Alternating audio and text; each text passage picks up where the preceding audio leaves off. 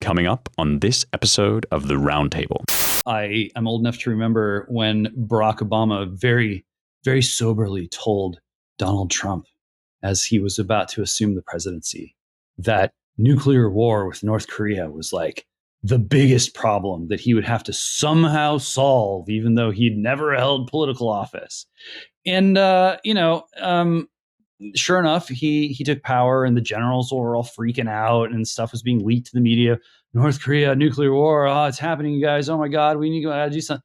And, and now there's almost quaint looking back on that stuff because the geopolitical situation under Biden has just deteriorated so profoundly. So, you do not, in fact, have to hand it to the Russians for sailing some warships and submarine around Cuba. But on the other hand, this is also surprising no one.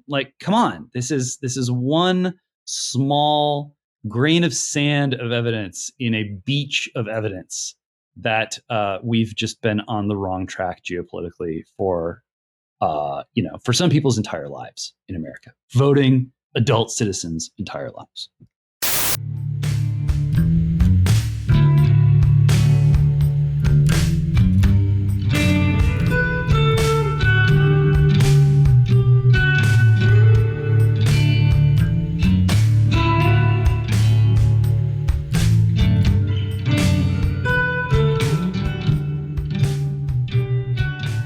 Hello, and welcome once again to the Roundtable, your weekly publishers and editors podcast here at The American Mind. I'm your host, Spencer Klavan, and I'm going to invite our listeners to write in with a new title for me to take on this week. Sometimes I'm editor at large, sometimes I'm special editor.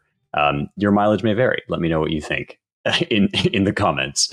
I'm joined this week by executive editor James Poulos and managing editor Seth Barron. And Steve Bannon is going to jail, it looks like, quite possibly. He has to report to prison by July 1st because a DC Court of Appeals has rejected his appeal of a conviction for failing to provide documents related to January 6th to Congress. This results in contempt of Congress, which is a real crime, although not one that he's been convicted of related to January 6th. In other words, this has to do with his refusal to hand over evidence and effectively testify against himself. He was supposed to give them to the House Select Committee, which is a sort of it's a committee in the House of Representatives, and it's tasked with investigating, behavior, maybe activities that somehow go against the interests of America. So things that are, uniquely un-American. So I guess you could call it sort of a House Un-American Activities Commission, maybe HUAC for short. Oh, no, wait, I'm sorry. That was the Council for Rooting Out Communists from the entertainment industry. Which was a shameful and politically motivated witch hunt against private citizens. But this is the campaign to root out domestic extremists from the media industry, which is a righteous crusade in defense of democracy. So I got that a little bit mixed up. I'm sorry. But in any case, we're not going to have to rely on Congress to monitor our media for too long, because soon the CIA will have its contractors rewrite the news in real time just to make sure that no embarrassing election results are neutralized, or that any embarrassing election results are neutralized before they can threaten democracy. And I'm sorry, I also didn't mean to say election results. I meant AI deepfakes is what we're really talking about here.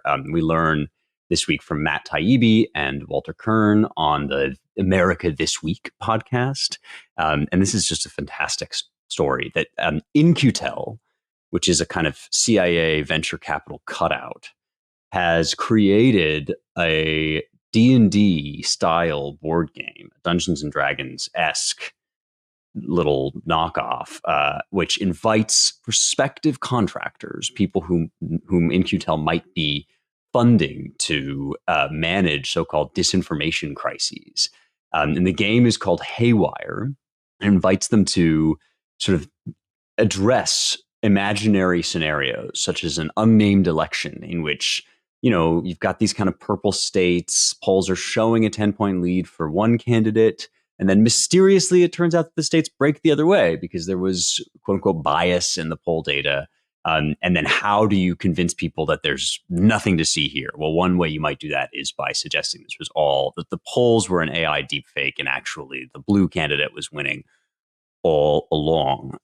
This is equal parts, I think, hilarious and sort of chilling. I'm curious to know what you guys think of it.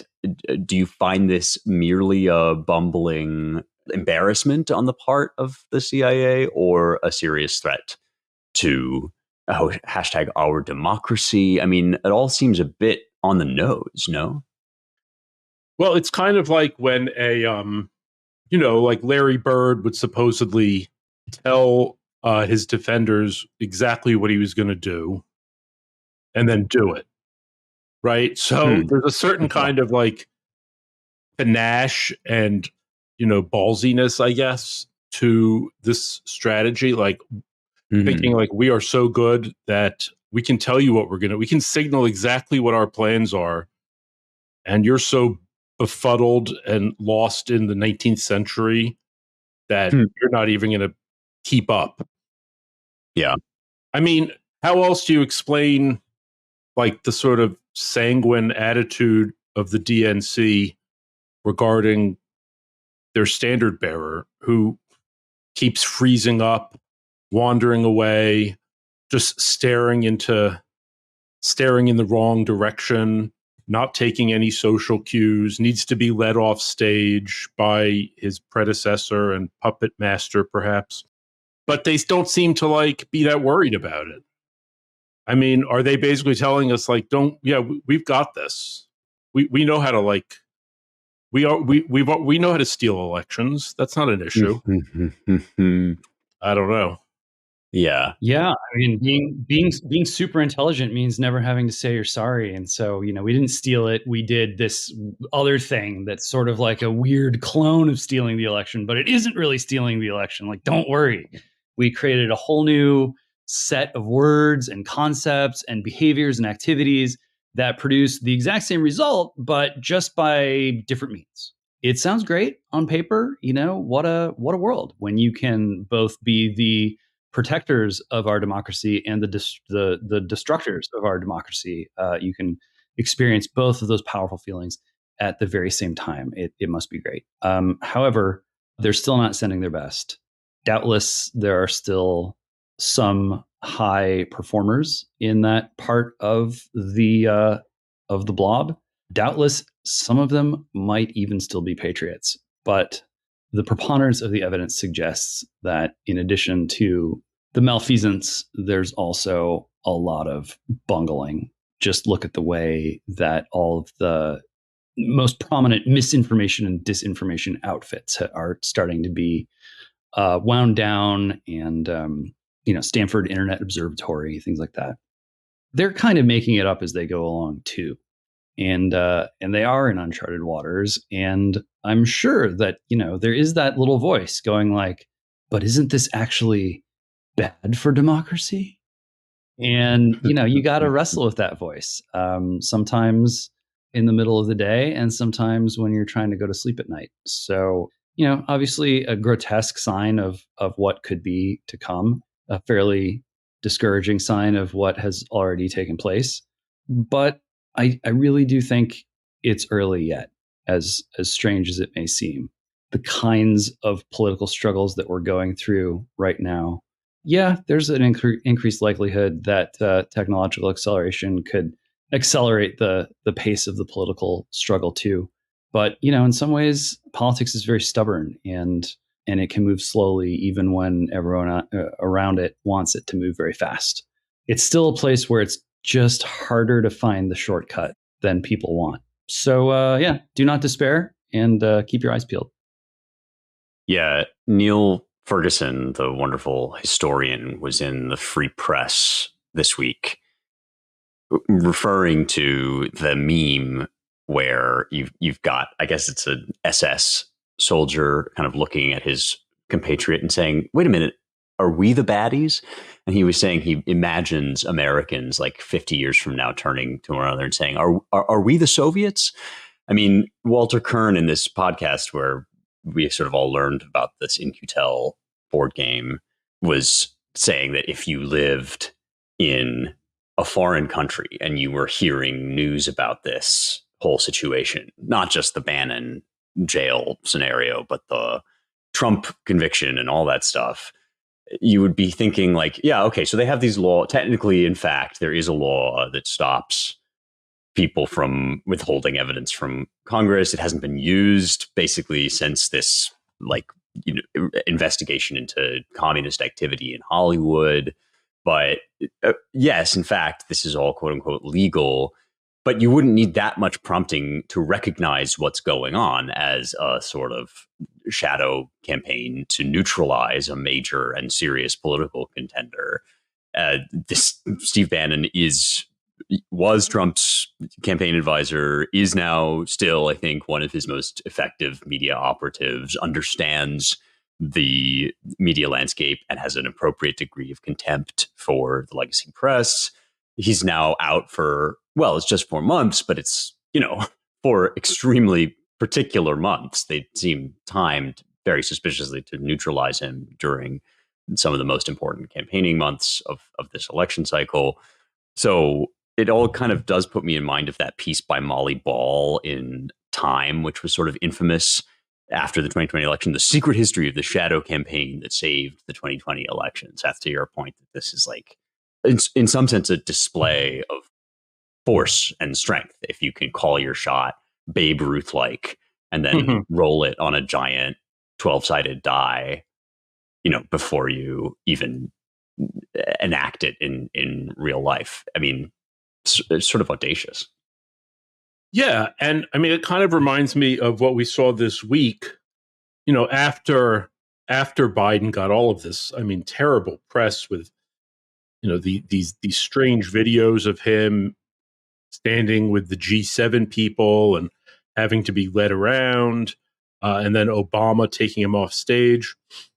And then Karine Jean-Pierre said, well, this is all an example of cheap fakes. And I guess she came up with this term, although she seemed to credit the press with it. I don't know what that. Wait, was she joking or just getting it wrong? I couldn't tell if she was just no. I think they coined a new term. Oh my gosh! They call it cheap fakes, like not deep fakes. They're not. She's not claiming that these aren't real videos. What she's claiming is that they've been cheaply and that they've been edited to score cheap points. That is so cringe. I didn't even realize that, but yes, okay. Yes. It's like actually an intentional pun. Yeah. Well, it's kind of like, it's intentional. And then it's also supposed to kind of confuse you as to the difference between a cheap fake, this new term, and a deep fake. Right. And sort of blur, well, what's real and what's not. And to pretend that, you see a 30-second clip of Biden standing there with like a rictus grin on his face, immobile, while everyone around him is dancing or smiling or moving away, and he's literally just like frozen to the spot. Yeah, I mean, it does seem kind of audacious to insist that what you're seeing is just an edited, like disinfo attack by the media. It's funny. Barbara Streisand. Yeah. She put out a tweet. She said, people who read people are believing the New York Post and their lies about the president. Please do not go and look at the New York Post. Do not read it. And so that's actually like an example of the Streisand effect. It's like if you would think that if you were literally named for if you were literally Barbara Streisand, you would stay away from the. But I guess like she's very she really thinks that if you tell people not to look at something, then they won't look at it. Well, she's older than Joe Biden now at this point, right? I mean, this is I guess it's not just Biden who is approaching the twilight of his public life. And I don't know, personally watching the videos, the thing that stuck out to me the most was kind of Obama's. I mean, he looked as if he really didn't care who saw just how much he needed to comfort Joe Biden to get him off the stage. And there is this sort of like, two wolves in Obama's head, and one is like the infamous quote of "Never underestimate Joe's ability to f things up." And the other wolf is like Joe Biden is the perfect host body for the third Obama term. And so we want to keep him just kind of like, continue to pilot him around the stage. It's a little embarrassing, but the payoff is really big. Yeah, I mean, Obama is making his presence felt, and it's hard not to see how Obama would just kind of do all the campaigning at this rate. And if he does do all the campaigning, then maybe we're going to get the Trump Obama matchup in the election that deep down surely everyone really wanted to see. Well, it's funny that you bring that up, because like I was thinking, like every president has his guys, right? Like has his team of advisors, whether they're in the administration or they're a kitchen cabinet. Like, okay, Peter Navarro, Steve Bannon, Rudy Giuliani, Ben Carson, like these are clearly like Trump guys, okay? Who are Biden's guys? Besides Dr. Jill and Hunter, no one. Don't forget Robert De Niro. Robert De Niro. Robert De Niro. That's a really interesting point. No one around Joe Biden is identifiably like a Biden loyalist. Ron Klain, maybe, but he's not there anymore. And who's the new chief of staff? I mean, does anybody know? Yeah. Jeff Zients, who was an Obama guy. Okay. Everybody in the cabinet is an Obama guy. The national security advisor, even Ketanji Brown Jackson, was an Obama appointee. Janet Yellen worked for Obama. So, and Clinton before that. So I'm just saying, and Obama taking Biden by the hand like that and leading him off stage, it's really, was that Obama signaling to the donor class, the Democrat donor class, don't worry, I am in charge here? Well, there is like a dual way of reading these texts, if that's what the clips are, right? Because the funny thing about the whole cheap fake notion, which reminds me of when they say, well, it's not, the information isn't false, it's just being used wrong. Like this is one of the forms of misinformation that you will sometimes hear. And similarly, it's like, tell me, please, the context, the surrounding information that would render this video of a like doddering old man look like something other than it is. Like, tell me what makes this okay. Is he actually surrounded by like ayahuasca using like meditation groups? Like how exactly, what are we missing here that would make this like less horrifying looking?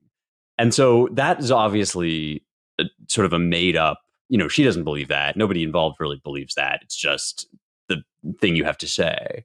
But then it is possible that like the brazenness of it, the disinterest in really covering it up, the seeming kind of lack of concern about it's happening again and again, it might represent just a signal to like an in-group signal that says, this is actually the situation that we're offering you. We're offering you like a non-entity, a literal cipher through which we can effectively operate as we choose, via like Obama or whoever. I mean, it does sound like Obama is kind of the person.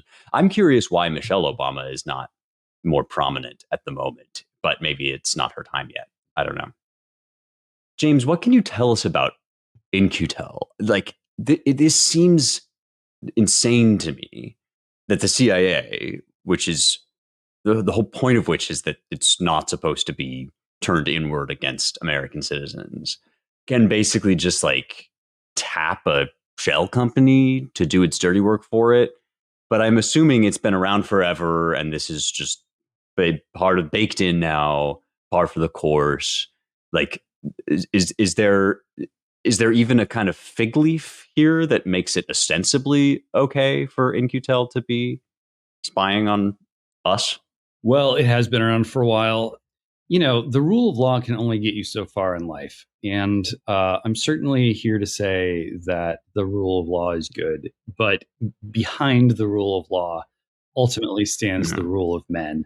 And if the men who are peopling your institutions are bad guys, then the rule of law ain't going to get you too far in this world. So, so look, if you are a quote unquote democracy, representative government, whatever, and you are trying to maintain a global hegemony, you are going to have problems. You are going to have a tough problem set full of dilemmas and tensions and unappetizing trade-offs. And this is a prime illustration of the nature of those trade-offs. Much of what has powered America's global domination has been this kind of dance between the public and private sector, known by the phrase public-private partnerships. And yeah, when you stack it up against, the Soviet Union, which did not have a rich and vibrant corporate scene, industrial diversification throughout a series of large corporations, which could incentivize excellence and remain fairly nimble and agile in terms of the products that they created and how they moved goods and services around. The Soviets just kind of had to keep doubling and tripling down on 5-year plans and command and control political economy. And it wasn't enough. It wasn't enough to outperform the US in a sort of open competition for global domination. And they suffered as a result. China, meanwhile, watching, learning, studying, drawing conclusions. And so while the US had these advantages, and some of those advantages were not just kind of implicit in the way things worked, but were explicit. You do get things like In-Q-Tel getting ramped up, where it's people in government saying, gosh, we're not really good at innovation and we are kind of hamstrung by bureaucracy. And sometimes we have big budgets and sometimes they're not so big. And even when they are big, the different agencies kind of fight over it. And there are these turf wars and it takes forever to get things done. And you have to pay all these. Why don't we just open up a steady line of communication with the guys on the West Coast who know how to iterate this stuff really quickly, and don't have to worry about procurement, and don't have to worry about filing all his paperwork, getting the boxes checked. He's lobbying, and some senator with a hair up his butt decides to just like torpedo your pet. Forget it. Just spin a thing up and have that thing talk to the guys on the West Coast, and that'll help our cause. And yes, it can. It can make the defense industry less hidebound, and it can sort of get out of the turf war thing. And the Pentagon is this big sprawling beast, and you look at the expenditures and they're not so good, and there is some corruption, and there's probably some black budgets, and so on and so on. All things that you don't have to worry about if you're dealing with some high powered startup or long time tech company in California. So that you look, there are reasons why this happened, and they're not bad reasons. But the possibility for abuse is pretty obvious, and you don't have to go back to J6. You can go back to the 60s and 70s and all the stuff that led to Congress putting a brake on, or at least trying to, on the executive agencies, trying to claw back some constitutional prerogatives. This stuff has been bubbling around for a long time. You can go to post 9/11. You can go to Dick Cheney saying we got to go to the dark side. All of these kinds of latent problems have been coming home to roost over the past 25 years, and it ain't going to stop just because of good intentions. People in power have to actively make the choice to not do the bad stuff and to not undermine our system of government, which is teetering. And then they have to go ahead and do those things, even if it means, fighting a new kind of turf war in DC, where it's like, actually, no, we're not going to turn America into a surveillance regime. Actually, no, we are going to accept some elevated degree of risk to our national security in exchange for preserving our form of government and our way of life. There's no easy way out of it. This is not about if we just banned In-Q-Tel, everything would be fine. It's not that easy, and we do want to maintain the upside. Ultimately, in my view, what this boils down to is global domination is more of a curse than a blessing. It wasn't a great news that that the ring wound up in the hands of the United States of America after World War II, because the ring sucks in anyone's hands. That's just the way these things go. And so if we have the wisdom and the humility to understand that, we can begin figuring out the long road to some kind of global geopolitical arrangement where we're a little bit freer of that curse than we are today.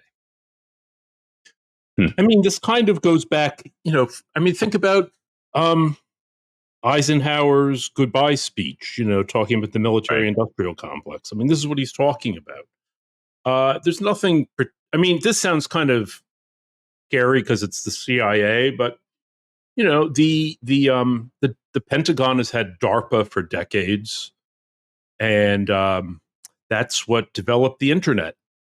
A lot of U.S., what the U.S. touts as like private sector ingenuity, a lot of it, yes, it is, but a lot of it comes from military investment.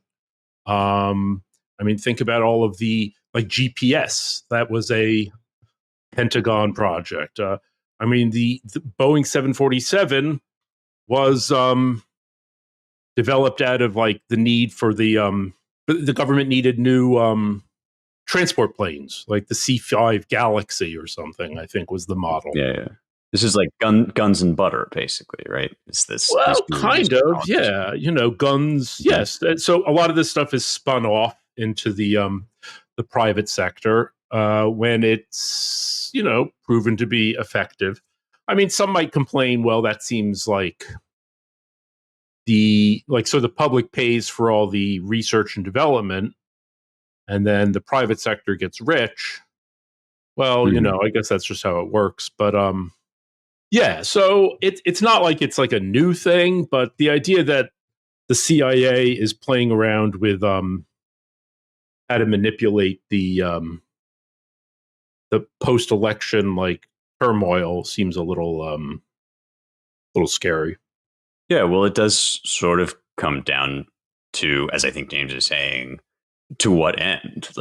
Ultimately, you're not going to have some pure platonic ideal of this separation between private and public power ever. And there is going to be, if you want to have a robust sort of national security, there are going to be things like secrets that the government holds and stuff like that. But the whole point is you want them to be your guys working for you. And when they start to come right out and say, in fact, what we're really watching out for here is news stories that might make the guy with dementia look bad, which is one of the scenarios in that board game, then you just start to feel very salt the earth about the whole thing, or at least I do. The Angelo Codavilla in me now rears up and just says, close up shop, don't let the door hit you on the way out, and sort of start again in some other capacity, figure out some way to manage this, with the guys who like America in charge. Anyway, that's just my smooth brain take on both of you guys' very sophisticated analysis of the history of this problem. Let us talk now about a group of primal and primitive, unscientific tribalists who believe that they can use rock art to transform the weather. And no, I am not talking about the Druids in the Paleolithic or Neolithic era who originally built Stonehenge. I'm talking about the 2024 environmental activists who thought that by spraying orange paint onto Stonehenge, they could something, step 2, question mark, step 3, profit / end Britain's investment in fossil fuels, ? This is sort of the underpants gnome model of environmental activism, where you throw black oil at Edvard Munch's The Scream, and this hashtag raises awareness, and then great news, guys, we fixed it. Climate change is over. I'm being a little bit general and vague here, but not really. That is sort of a new model of anti-climate change protest, I guess, that sort of sprung up over the last couple years. You can find lists of every major work of art that has been desecrated or the subject of a protest in the last year or so. They include Death and Life by Gustav Klimt. There's Stumps and Sky by Emily Carr. I mentioned The Scream by Edvard Munch. So usually this stuff takes place in museums. Now it has happened in Stonehenge. There's video footage of these guys like painting Stonehenge orange. I guess that they're a group called Just Stop Oil, and I guess that painting things orange is their Magna Carta. Yeah, exactly. They were trying to went smash for Magna Carta. Totally. Which is great because Magna Carta does, I think, have to do mostly with like fishing licenses, right? Off of so there's this sort of environmental aspect to that one. That's probably the one that's most directly connected to what they are ostensibly concerned about. But I'm curious what you guys make of all this. Like, there may be more smoke than light here, but it also strikes me as weirdly expressive of a certain sentiment or attitude that, you know, as long as there is climate change, or as long as we are using the sort of unclean, impure fuels to power our civilization, we don't deserve art. Like, beauty must wait until we have made the appropriate sacrifices to Mother Earth or something. Or am I being too snide about all this? No, that sounds about right. I mean, the English have always had kind of like cranks and nutcases, like the sort of people who George Orwell would call fruit juice drinkers and sandal wearers. Like, that's who seems to be doing a lot of this. Like these older, like the sort of people who get very upset about hedgehogs getting run over or fox hunting. But I mean, it is really demented because, as we all know, even if all of Europe just ceased production of everything and ceased all and just started using no oil, everyone was just cold all the time, everyone only ate what could be grown within 5 miles of their house, it would make no difference to climate change. You know, wearing homespun, like flaxen clothes, it would make no difference. It wouldn't lower the temperature like a tenth of a degree. Everything that matters is going on in China and India and Bangladesh and Pakistan and Africa. That's who's, you know, spewing out all. So it's this weird punishment for the sins of the past is kind of like what they're demanding. And for the sins of existing and thriving and prospering, right? There is definitely, I think, a guilt associated with industrial society. We all feel it. We've all felt it since the Romantic poets, basically, right? These dark satanic mills. It's not like insane or crazy to look at the Industrial Revolution and feel a sense of desecration and feel as if our connection to nature has been somehow, you know, attenuated or even broken or disrespected or whatever. But also, you can't like starve a million peasants just because you don't want to give them dirty bread or something. Like that there is this very weird, like bourgeois or even upper crust, like elitist attitude that you have to have in order to do any of this stuff. And ultimately, it does express itself in this weird, like Marie Antoinette living in the peasant's hut that she likes to play at. She likes to LARP as a peasant in her ground, like sort of the corner, some corner of her enormous estate. Similarly, you think of these people like longing for the privations of the like World War I effort, right? Like we remember the rationing days and have this strange kind of nostalgia for when we had to huddle around a coal fire or so something. Authentic. Well, I think such an authentic they would take it back to like the Black Death. I think that's what they would like 14th century. Yeah, I think Yeah, there's authenticity, James, I you're think right. there's some kind of sub ideological forces at work here too. Especially in Europe, like these like real end of history hours where it's not that like liberalism won and so everyone's just kind of sitting around kind of like bemused. It's like liberalism won, but then things just kind of continued to suck in a lot of ways. And like technology won, but like what has technology done for me lately?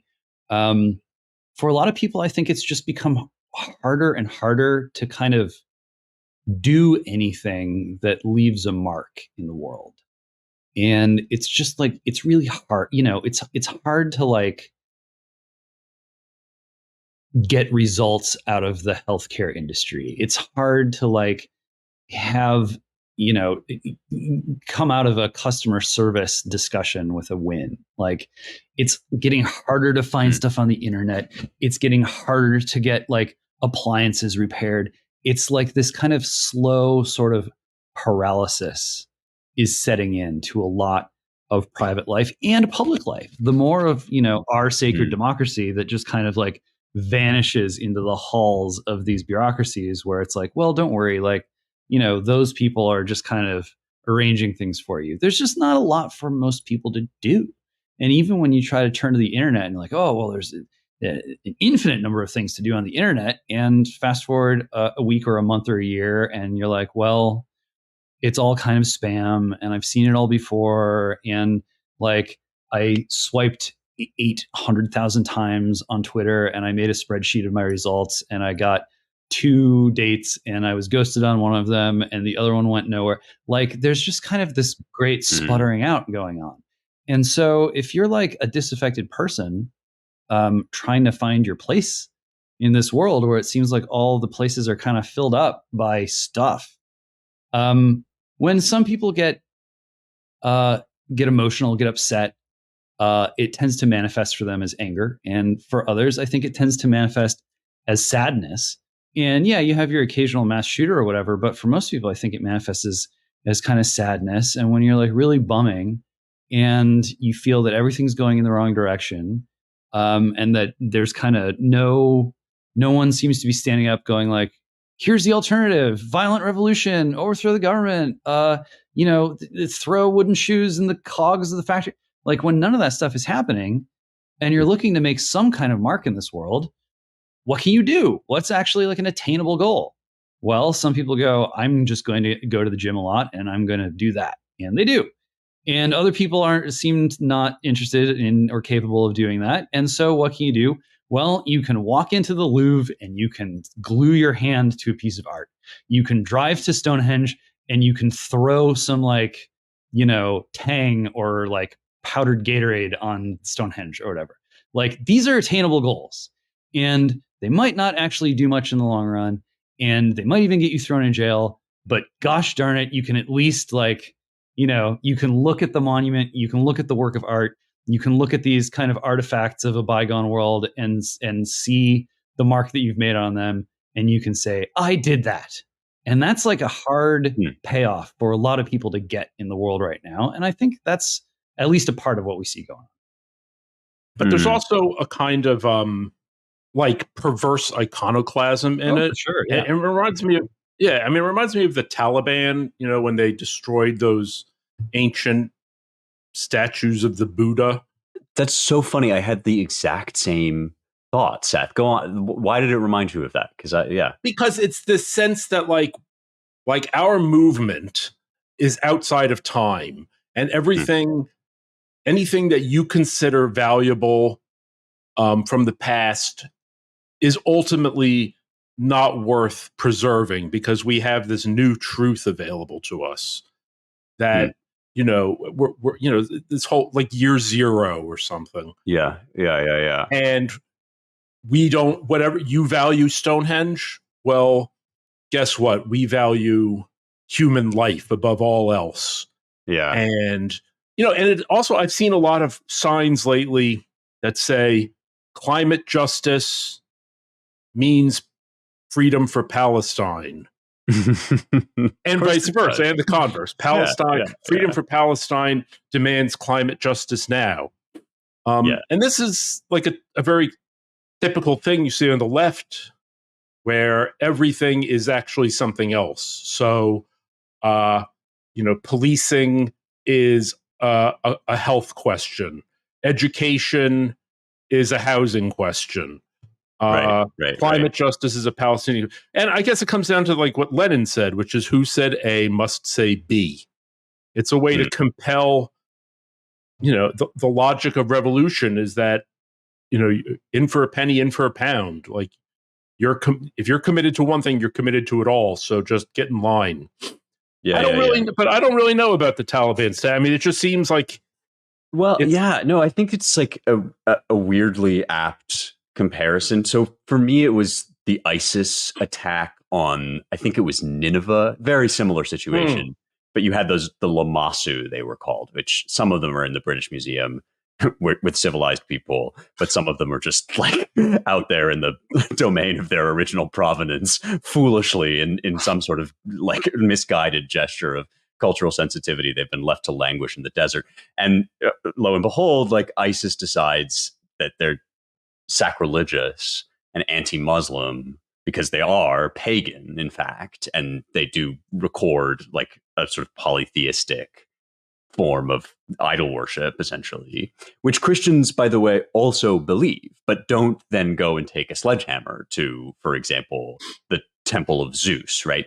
And so it's instructive, I think, to consider why both ISIS and the modern environmental extremist movement does think that urgent causes are reason to obliterate the records of other supposedly subordinate issues or inferior cultures, whereas Christian cultures don't, in 2024, go about taking a hammer to say, like the paintings of Apelles or whatever, like and why this is, and to me it strikes me as having to do with this, with like a tragic sense of life, that if we wait for whatever perfect apocalyptic eschatological perfection we long for, if we wait for that to come onto earth before we have nice things and make beautiful art and do culture, then we'll simply be waiting forever. And so we might as well just delight in the pietà while also there are wars and poverty and the poor whom we always have with us and so on and so forth. Like that is kind of the Christian attitude. And I think the Jewish attitude would be something very similar about like this world is just a mess.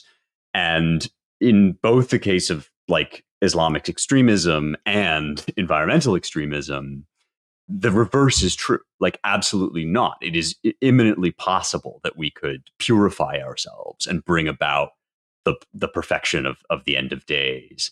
And so to waste time sort of fiddling about with paint and sculpture is effectively to deny like your fellow man is urgently needed crust of bread or something. There's something in that, I think. Well, it's like what Greta Thunberg, her vision of humanity.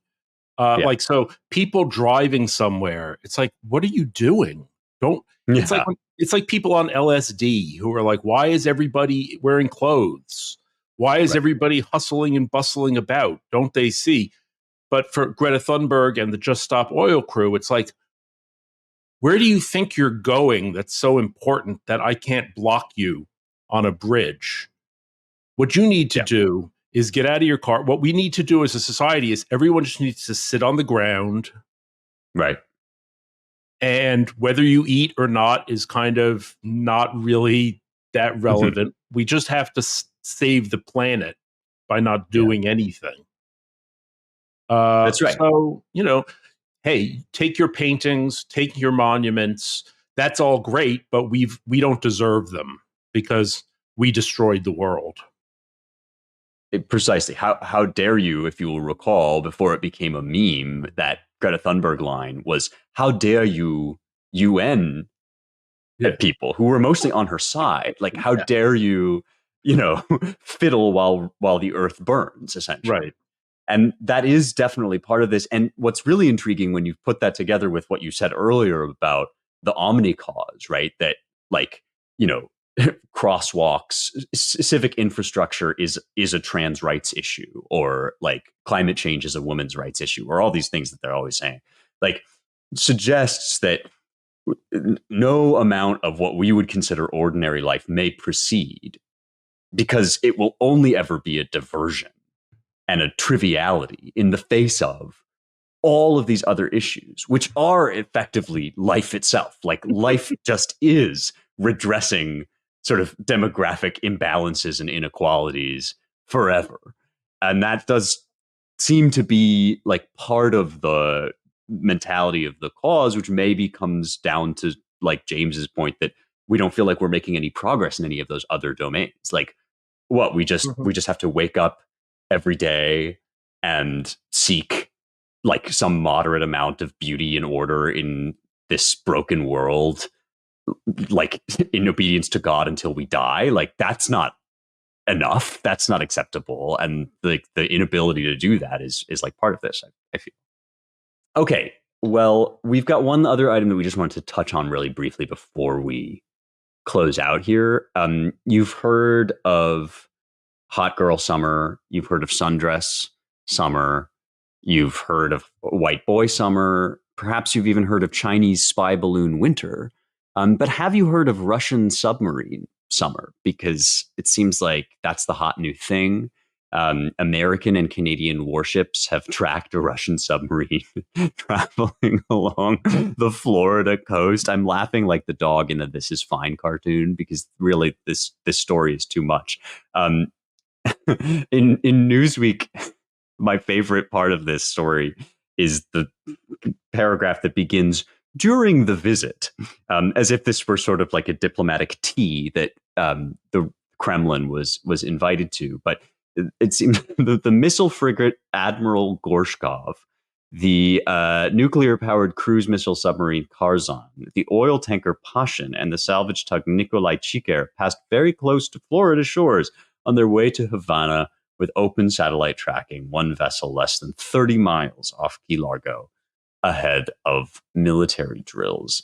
I am but a humble peasant and teller of tales, but this seems bad. No, I mean, what the hell is going on?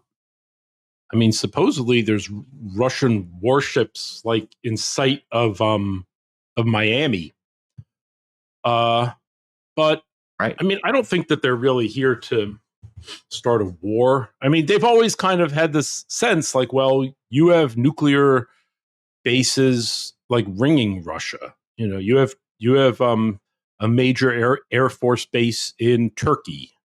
You are currently giving Ukraine like offensive missiles to launch into our territory. So, you know, I mean, I think the U.S. gave up on the Monroe Doctrine some time ago. Like the Chinese are all over South America. So, you know, what's good for the goose is good for the gander, I think is Putin's point of view. You know, obviously it's not it's kind of scary. It's not a good thing. I don't think it necessarily means we're at the brink of World War III. But look, maybe he'll undo the Cuban Missile Crisis and, you know, start putting nuclear weapons on Cuba. I mean, it could happen. Yeah, it could.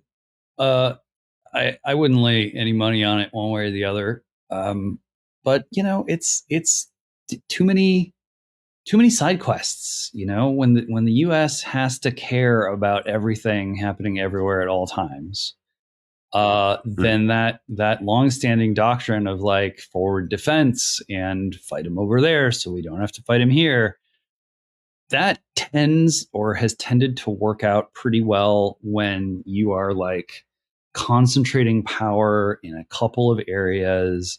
For a long time, it was like 2 theaters of war, major wars. That was the doctrine, be able to fight 2 different places in the world, major wars. That held up for a long time. Then we went into global war on terror world, and all that was blown up. It was send JSOC everywhere and send the drones everywhere. And that was the Obama doctrine. And that itself was a response to like, one does not simply like airdrop the entire army into Iraq and then create the 51st state.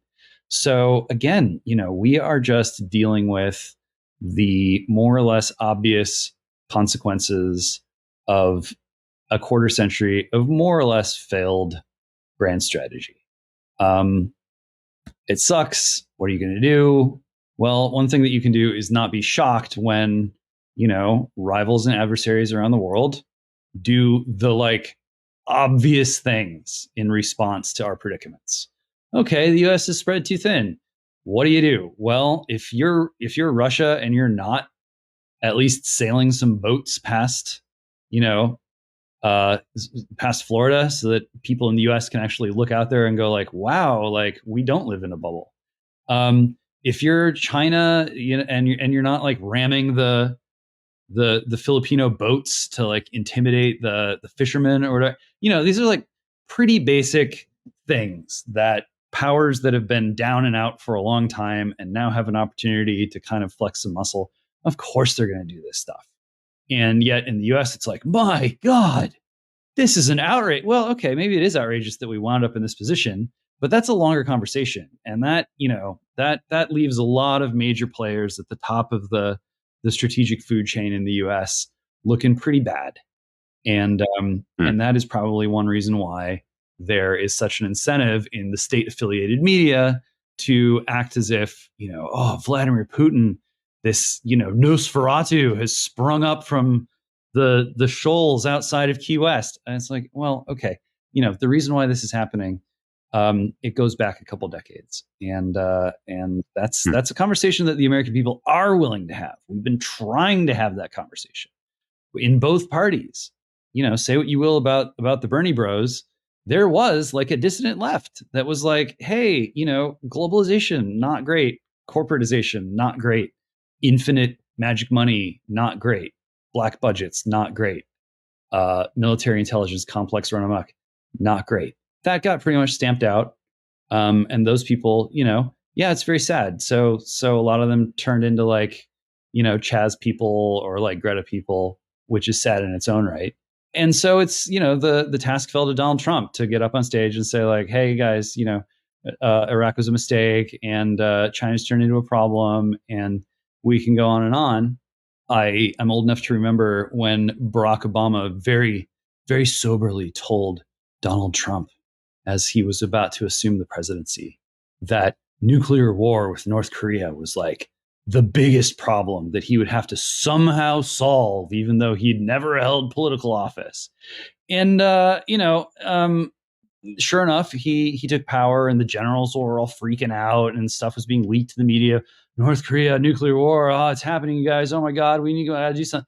And, and now there's almost quaint looking back on that stuff because the geopolitical situation under Biden has just deteriorated so profoundly. So, you do not, in fact, have to hand it to the Russians for sailing some warships and submarine around Cuba. But on the other hand, like, this is also like surprising no one. Like, come on, this is one small grain of sand of evidence in a beach of evidence that we've just been on the wrong track geopolitically for some people's entire lives in America, voting adult citizens' entire lives. Yeah, that's really well said. And I think we will just wrap it up, in fact, with that, because we need to remind our listeners to read the damn site. We have a website. It's called AmericanMind.org, and it's always a place to find lively and insightful commentary on the events of the day, or indeed the year, the era, the epoch. I think the site is really popping off right now. In particular, last week, my colleagues very generously endorsed a piece that I had written about taste and art on the right, which has been a subject of some online discussion for some time, and now is kind of that discussion is moving to our website. I have to say, this is a capital D discourse that I have enjoyed more than any capital D discourse in quite some time. Usually, when people start arguing about things online, it very quickly devolves into point scoring and other sort of boring minutia. In this case, there are really interesting things to be said and being said, both kind of critiquing the piece that I wrote, but also taking taking some of the points further, moving the ball along in this whole conversation. So I just want to express gratitude in general for people who have DM'd me or written for us or tweeted about this whole issue. I'm having a lot of fun and wish that I could sort of write a little response essay to each of these response essays, but will not do that. Instead, I will commend to you, in particular, James, our very own James Poulos' response, which is in some sense not really even a response because he's been mulling on these issues much longer than I have been. And it's called The Purpose of Art in Wartime, Between Provocation and Propaganda. I'm just going to read from the opening very briefly, or rather from near the top of the piece, I guess, kind of briefly.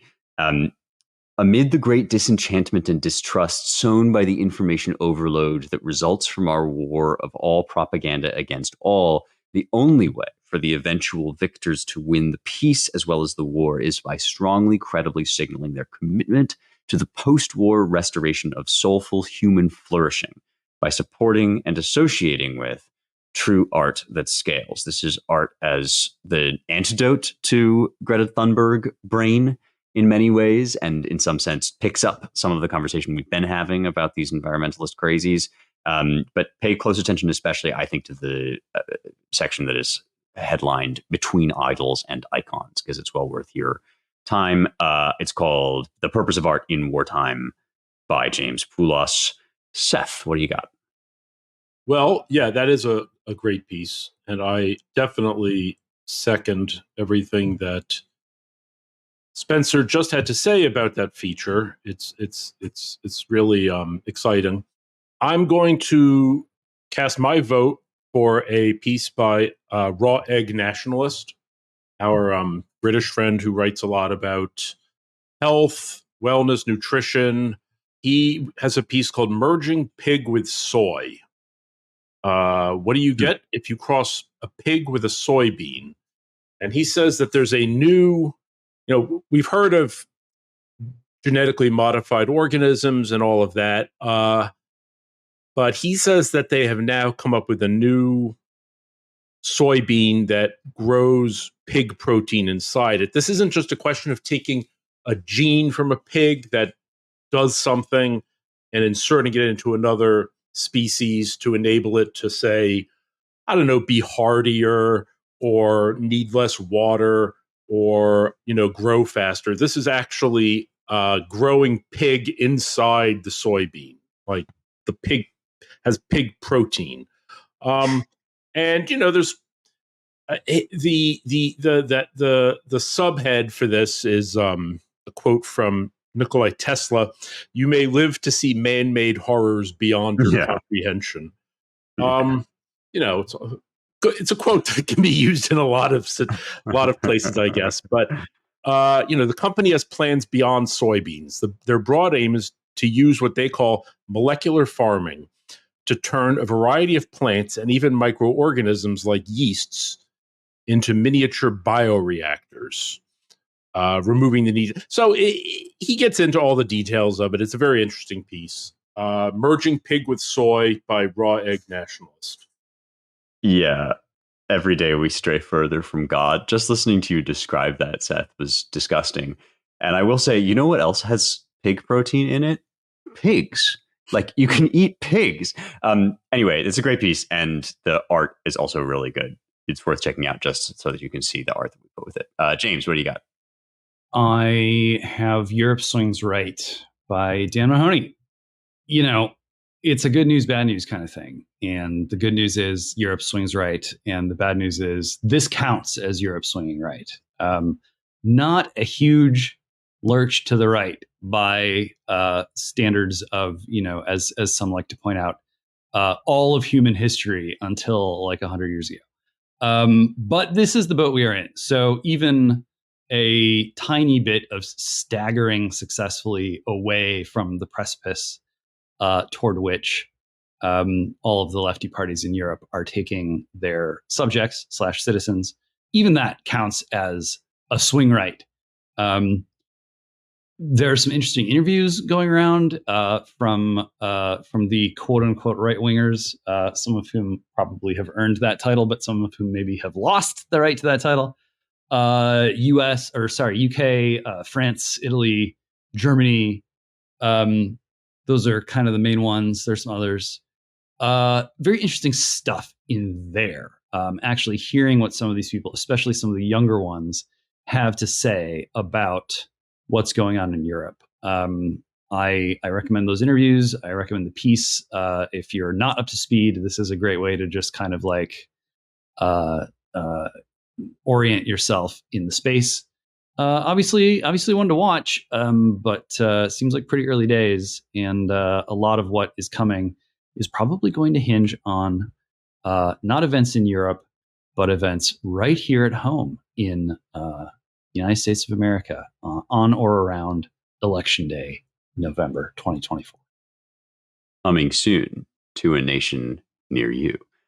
All right, that's all the time we have. This has been a fun one. Thanks, guys. And thanks to you all for listening. If you want to know more about the stuff that we do, you can not only go to AmericanMind.org, you can also go to ClaremontReviewOfBooks.com, where you will find our sister publication, the Claremont Review of Books. Pretty recently put out a new issue with lots of good stuff in there, so go check that out. And check out our DC-based Center for the American Way of Life at dc.claremont.org. And if you would like, please donate to support our work at claremont.org/donate. We greatly appreciate all your support in amounts both large and small. That's how we keep doing what we do, which we love to do and which we believe in. So thanks to that. Please do rate, review, share, subscribe, give us 5 stars. Drop us in your based group chat, post about us on Twitter or wherever, X, I guess.com. And thanks to our production and engineering crew, Jake Gannon and Logan Zeppieri. And thanks one more time to all of you for being here and listening. We will talk to you next week.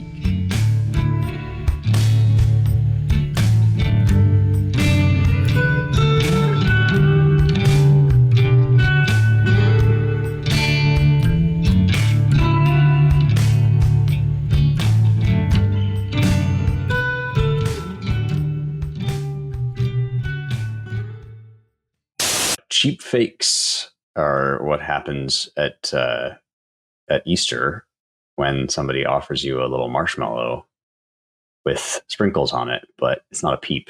It's actually just a knockoff brand called Cheap